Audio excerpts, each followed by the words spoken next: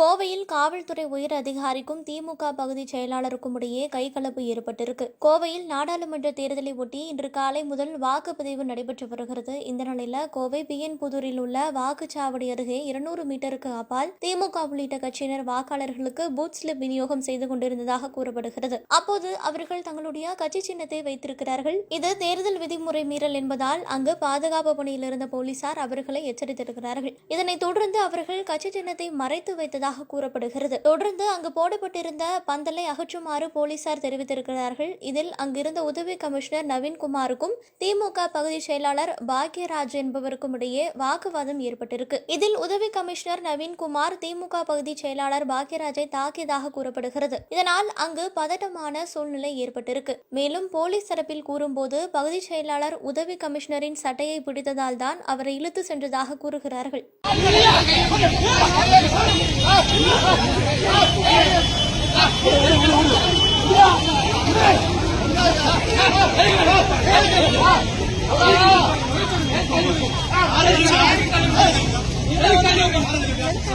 என்ன பண்றீங்க?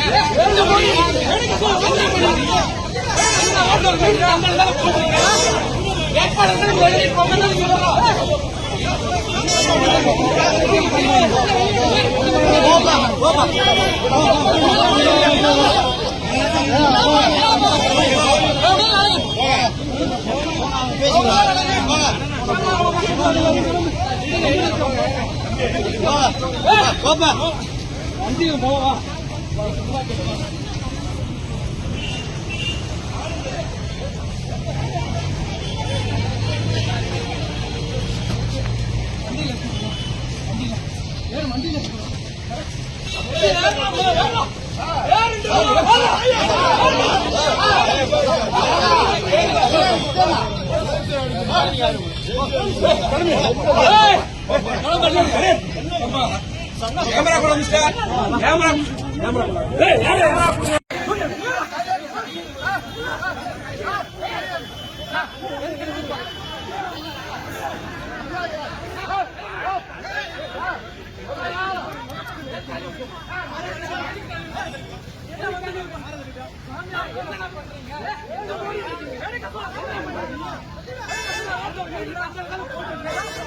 வேட்பாளர்கள்